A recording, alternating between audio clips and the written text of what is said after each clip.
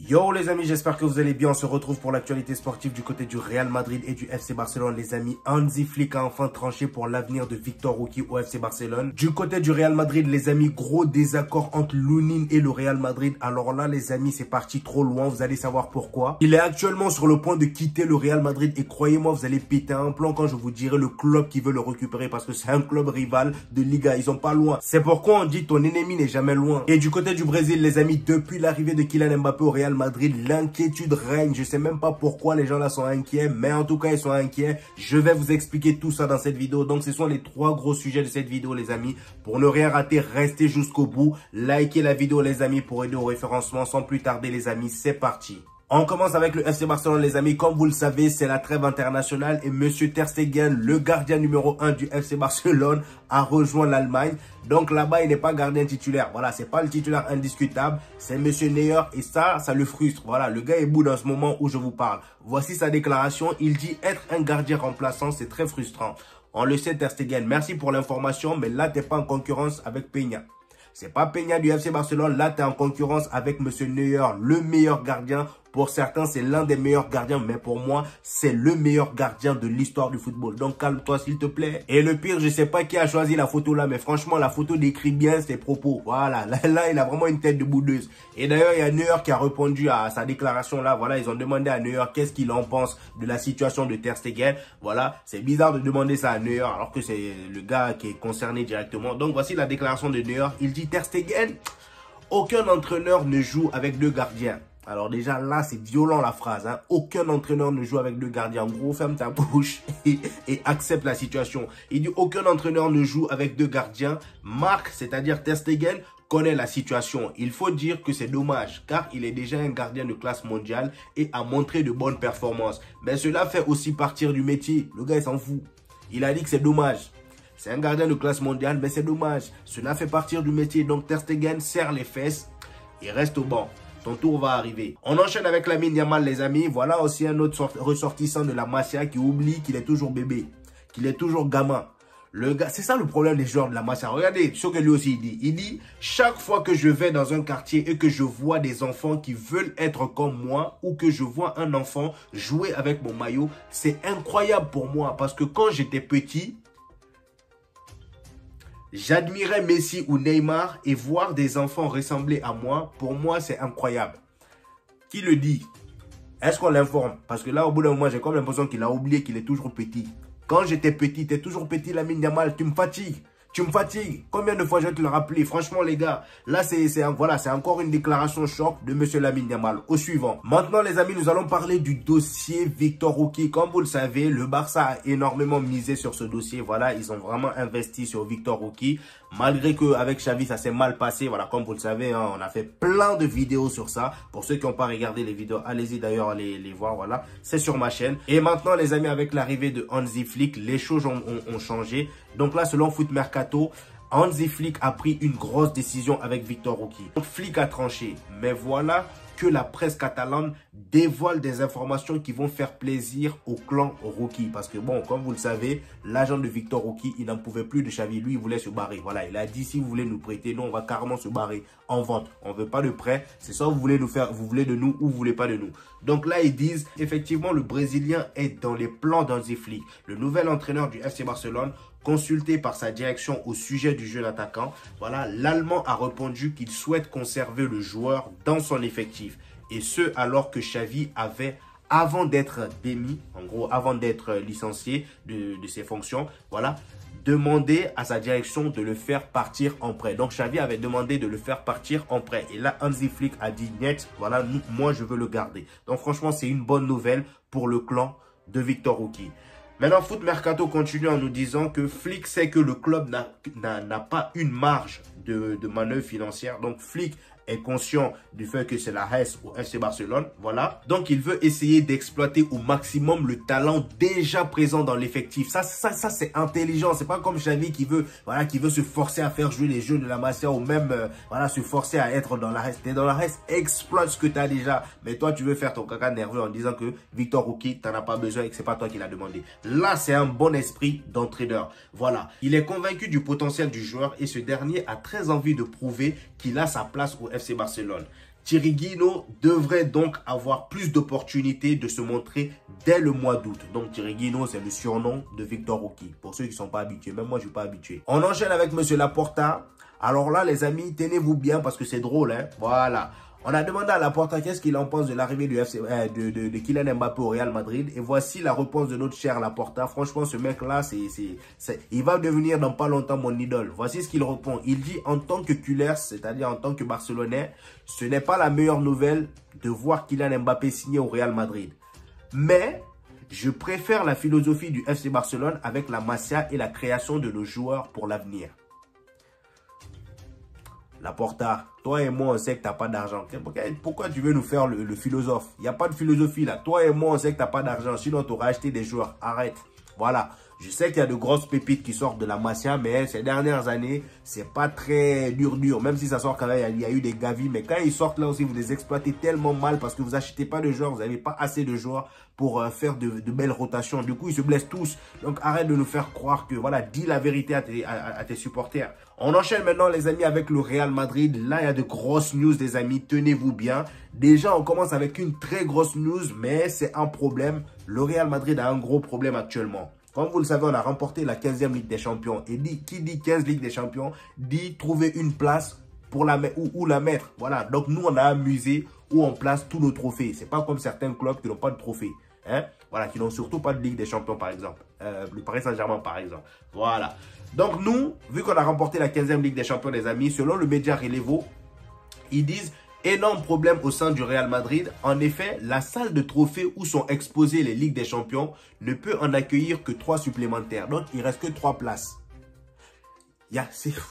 Il reste que 3 places, les amis. Donc, on a tout rempli. Voilà. Donc, les 3 prochaines années, avec l'arrivée de Kylian Mbappé, si on enchaîne 3 Ligues des Champions, il n'y aura plus de place. On doit changer maintenant de local.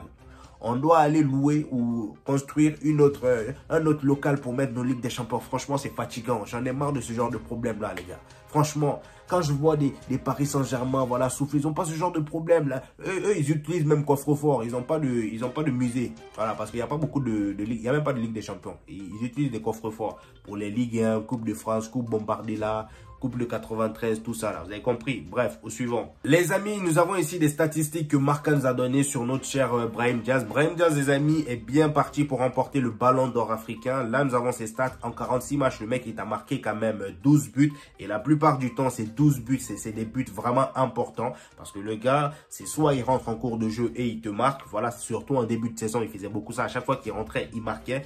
Ou soit c'est quand voilà on fait des grosses rotations et que le gars il prend l'équipe en main. Voilà, franchement c'est 12 buts de qualité. Voilà, ça je ne veux pas le retirer ça. 9 passes décisives. Il a remporté la Ligue des Champions, la Liga, la Super Coupe d'Espagne.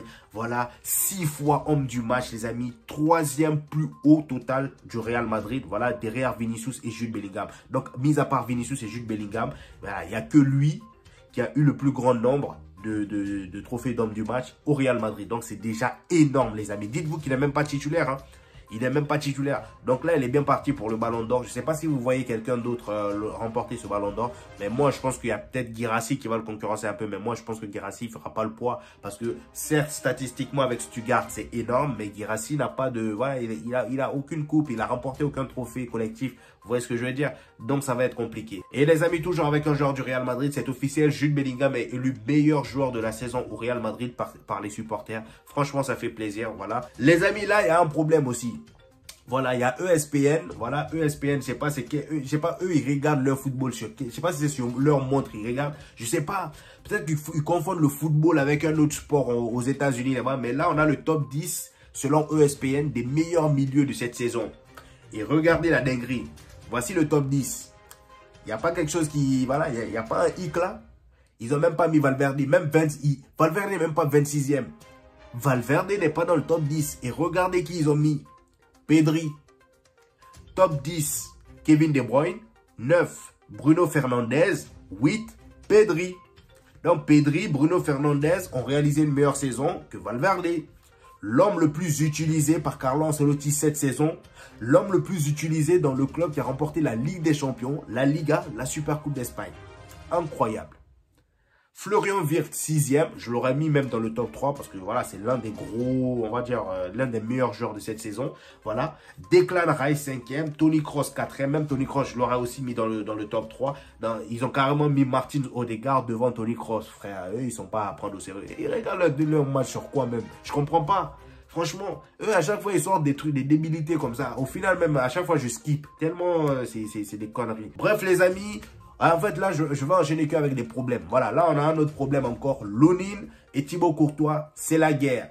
Mais c'est la guerre froide. Comme vous le savez, les amis, Lounine, cette année, a vraiment été monstrueux. Il a profité de l'absence et de la blessure de Thibaut Courtois pour vraiment s'imposer dans cette équipe du Real Madrid. Et d'ailleurs, Lounine, j'avais fait une vidéo, les amis, précédemment, où j'avais expliqué que Lounine, pour sa prolongation, il a posé une condition. La condition était de le permettre d'être en concurrence avec Thibaut Courtois. Parce que jusqu'à la saison dernière, Lounine était considéré comme étant le deuxième gardien. Ça bougeait pas. Voilà, Thibaut Courtois était le numéro 1. Donc, peu importe la situation, Thibaut Courtois restait le numéro 1. Mais là, avec la saison qu'il a sorti, la saison de malade mental qu'il a sorti, surtout en Ligue des Champions face à Leverkusen, le Bayern Munich, Manchester City, d'ailleurs, j'en parle pas. Le gars, il a été monstrueux. Il a montré sa capacité d'être vraiment au sommet. Et lui-même, il a vu que vraiment, il a la capacité d'être titulaire. On a tous vu ça. Voilà, carrément, moi-même, je militais pour que Lounine soit titulaire en finale. Mais malheureusement pour lui et pour nous aussi, bon, pas pour nous, parce qu'on a finalement remporté la coupe et Thibaut Courtois, le gars, il a été monstrueux en finale. Mais malheureusement pour Lounine, les gars, il n'a pas pu jouer la finale parce qu'il était grippé. Il l'a écarté du groupe. Et ça, les amis, c'est pas passé. Voilà, même si c'était la grippe, c'est pas passé. Voilà, et vous allez voir ce que Foot Mercato dit par rapport à ça. Vous allez voir, c'est tendu. Hein. Voilà, là, il risque de se barrer. Et il y a d'ailleurs un club là. Vous allez voir, c'est quel club. Franchement, ces gens-là m'énervent. Bref, Foot Mercato dit, ça se gâte entre Thibaut Courtois et André Lounine. À l'heure où le Real Madrid jubile après son nouveau sacre en C1, c'est-à-dire en Ligue des Champions, et l'arrivée de Kylian Mbappé, un homme fait la moue, c'est-à-dire un homme boude, c'est la traduction de la moue, voilà, un homme boude. En gros, il n'est pas content, Lounine n'est pas content, c'est André Lounine. Une situation dont aimerait d'ailleurs profiter le rival Colchonero. Donc, l'Atlético de Madrid, dans tout ça là, ils sont là, ils attendent. Donc, l'Atlético de Madrid est intéressé par André Lounine. Les gars, déjà, moi, cette nouvelle-là, ça ne me fait pas plaisir. Mais d'un côté, je me dis, c'est mieux pour Lounine. Parce qu'on sait très bien, les gars, vous et moi, que même si peu importe ce que Lounine fait, Thibaut Courtois qu'on a vu en finale, là, Thibaut Courtois qui est devant lui, le gars, il revient de blessure comme s'il était en congé. C'est pas possible. Le gars, il revient de blessure, mais rien. Voilà, premier match de Ligue des Champions, il te sort une masterclass. Clean sheet. Voilà, depuis qu'il est venu, que des clean sheets, c'est incroyable. Je sais comment tu veux t'imposer face à lui. Donc la Foot Mercato continue à nous dire, samedi soir à Wembley, le Real Madrid était en fête après avoir remporté la 15e Ligue des Champions de son histoire. Pourtant, la soirée n'a pas forcément été idyllique pour tous les merengues, à commencer par André Lounine. À 25 ans, le portier ukrainien a profité des gros pépins physiques du Belge, c'est-à-dire Thibaut Courtois, pour disputer cette saison 2023-2024 dans la peau d'un titulaire. En C1, le numéro 13 merengue, c'est-à-dire Lounine, a plus que tenu son rang. Donc, il a vraiment été incroyable. Décisif à de nombreuses occasions, Lounine a pourtant vécu une énorme désillusion. Voilà, il n'a pas disputé la finale à Wembley. Officiellement, l'Ukrainien a été écarté du groupe madrilène avant le match en raison d'une grippe. C'est ce que je vous disais tout à l'heure. Une bonne nouvelle qui a été évitée à Carlo Ancelotti de devoir trancher entre Lounine et Courtois, remis sur pied depuis quelques matchs. Donc, comme vous le savez, on se demandait tous qu'est-ce que Carlo Ancelotti allait faire, sachant que Thibaut Courtois était de retour et que le gars, voilà, et on dirait même pas qu'il était blessé, il était encore plus fort que d'habitude. Voilà, qu'est-ce qu'il allait faire? On se posait cette question. Donc, le fait que le gars soit grippé, Lounine soit grippé, voilà, ça lui a facilité la tâche. Mais en coulisses, le média Relevo révèle que l'Ukrainien l'a à travers de la gorge, c'est-à-dire l'Ukrainien, c'est André Lounine. Lounine a à travers de la gorge. Le gars, il est fâché de cette situation. Il n'a pas aimé cette situation. Même si c'est la grippe, il n'a pas aimé. Voilà. Le média espagnol explique que, par exemple, qu'au coup de sifflet final, c'est-à-dire au coup de sifflet, le dernier coup de sifflet de la finale, voilà, les gardiens remplaçants du Real Madrid, c'est-à-dire Kepa et Fran, sont allés féliciter Courtois. Pas Lounine, le grand déçu du soir, aurait même tout fait pour éviter de croiser le Belge. Et ce n'est pas tout. L'Atlético de Madrid aimerait profiter de Lounine. Voilà. Et là, on arrive maintenant au point essentiel. Relevo assure que Lunin est resté froid même au moment des célébrations dans la ville de Madrid. C'est vrai que à Cibales, là, quand le Real Madrid, le lendemain de la finale, ils sont venus voir les supporters pour célébrer avec eux, on n'avait pas beaucoup vu Lunin. Voilà, tout le monde a parlé, tout le monde fêtait, mais j'ai pas vu Lunin. Je pense que le gars, il boudait vraiment et là, c'est tendu. De quoi remettre en cause la prolongation de son contrat jusqu'en 2029. La question mérite d'être posée après avoir réalisé une grosse saison en tant que titulaire dans un club comme le Real Madrid. Lunin ne voudra peut-être plus se contenter d'un rôle de doublure. Ce qui est sûr, c'est que ses prestations ont fait monter en flèche sa cote sur le marché.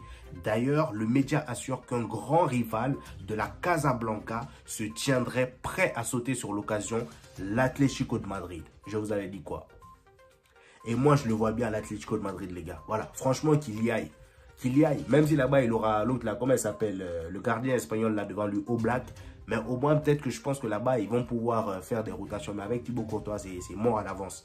C'est mort à l'avance. Voilà, le gars, il a 25 ans, il a le potentiel d'être titulaire. Je pense que c'est mieux qu'il y aille, les gars. Voilà, c'est mieux qu'il y aille. On termine, les amis, avec Kylian Mbappé. Le gars, depuis qu'il n'est plus joueur du Paris Saint-Germain, il a décidé de régler ses comptes. Là, il tient plus sa bouche. Il parle comme il veut maintenant. Là, il règle ses comptes avec Nasser El-Khelaifi. Lors de la conférence de presse avec l'équipe de France la dernière fois, voici ses propos. Il dit « J'étais persuadé que je n'allais pas jouer. On m'a dit en pleine face, violemment, que je ne jouerais pas cette saison. Luis Enrique et Luis Campos m'ont sauvé. » Et apparemment, cette déclaration est mal passée du côté des Parisiens, surtout voilà la direction. Voici ce que le média parisien nous dit. Le Paris Saint-Germain reproche à Kylian Mbappé d'avoir indirectement critiqué Nasser El-Khelaifi lors de sa conférence de presse mardi. Une source proche du club estime qu'il n'a absolument aucune classe. Ah, Nasser El-Khelaifi, vraiment, va dormir. Bois de l'eau et couche-toi. Franchement, parce que là, je sais que c'est compliqué. Parce que moi, à la place de Nasser El-Khelaifi, les gars, j'aurais la haine. Parce que je vous rappelle que Nasser El-Khelaifi s'attendait pas à ce que le gars la parte gratuitement. Parce qu'il y a une déclaration qu'il avait fait il y a 1 an ou 2, je sais même plus, lors du renouvellement de Kylian Mbappé. Il a dit que le meilleur joueur de son club peut pas partir gratuitement et n'ira pas gratuitement. Sauf qu'aujourd'hui, Kylian Mbappé, il est parti au Real Madrid à un prix beaucoup moins cher que le chewing-gum d'Ancelotti. Franchement, les gars, comment vous voulez qu'il prenne ça? C'est compliqué. Vous voyez, je comprends la frustration de Nasser El-Khelaifi, mais bois de l'eau, ça va aller. Et d'ailleurs, en parlant de Kylian Mbappé, les amis, hier, la France a joué et c'était son premier match, les amis, en tant que joueur du Real Madrid. Et regardez-moi le sourire qu'il avait. C'est pour ça que je vous dis, le Real Madrid, ça met de bonne humeur. Venez, les gars, quand je vous dis qu'il y a de la place, venez supporter le Real Madrid. Regardez l'homme qu'on a rendu heureux. Depuis quand vous avez vu Kylian Mbappé sourire comme ça, voilà. Hein, le visage est illuminé, il y a le bonheur. En plus, il a fait 2 passes décisives et 1 but. Franchement, c'est incroyable. On termine avec cette information sur Kylian Mbappé. Depuis l'arrivée de Kylian Mbappé au Real Madrid, le Brésil est inquiet, les gars. Le Brésil est inquiet. On a parlé du cas Rodrigo. Là, maintenant, c'est le cas Endrick. Parce que comme vous le savez, là, avec la finale de Ligue des Champions remportée par le Real Madrid, le Real et le Brésil ont pour ambition de faire la propagande de Vinicius Ballon d'Or. C'est pour ça, à chaque fois, vous entendez Vinicius Ballon d'Oro par les supporters madrilènes. Et même les Brésiliens aussi militent pour que Vinicius ait le Ballon d'Or. Même, on va dire, comment il s'appelle, Neymar a fait une déclaration où il a dit qu'il voit, voilà, pour lui, c'est Vinicius qui mérite le Ballon d'Or. Je vous mets la déclaration si je l'ai. Voilà. Donc, là, tout le monde militait pour Vinicius. Donc, la propagande était vraiment à la tendance. Mais depuis l'annonce de Kylian Mbappé au Real Madrid, plus rien. Plus rien. Voilà, là, ça a tout bouclé. Kylian Mbappé a tout pris médiatiquement. C'est pour ça que je vous dis, ce gars-là, qu'on le veuille ou non, moi, j'aime beaucoup Vinicius. C'est pour ça que la dernière fois, dans ma précédente vidéo, vous êtes tous tombés sur moi parce que j'ai dit que voilà, Kylian Mbappé sera le boss du Real Madrid, qu'on le veuille ou non. C'est pas parce que je le veux, non. C'est juste une question d'influence. Le gars, médiatiquement, il est plus fort. Voilà, il est plus influent que Vinicius. Ça, qu'on le veuille ou non. Voilà, que tu préfères le football de Vinicius ou non, médiatiquement parlant et en termes d'aura, Kylian Mbappé est devant Vinicius. Voilà, ça on peut rien y faire, les amis. Moi, je préfère Vinicius que Kylian Mbappé. Ben là, sur ce point-là, on peut rien y faire.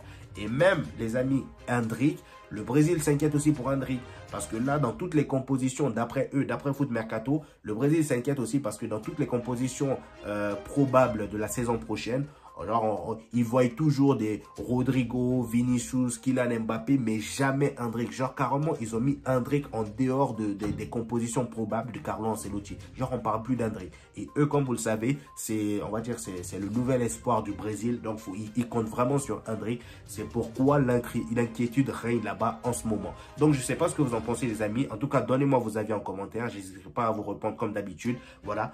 On va en discuter comme d'habitude, les amis. Donc, c'était tout pour aujourd'hui. Je pense que là, on a fait un peu le tour des grosses news. Voilà. Donnez-moi vos avis. Lâchez le petit pouce bleu qui fait toujours plaisir, les gars. Ça aide au référencement. Donc, on se dit au prochain épisode, les amis. Peace!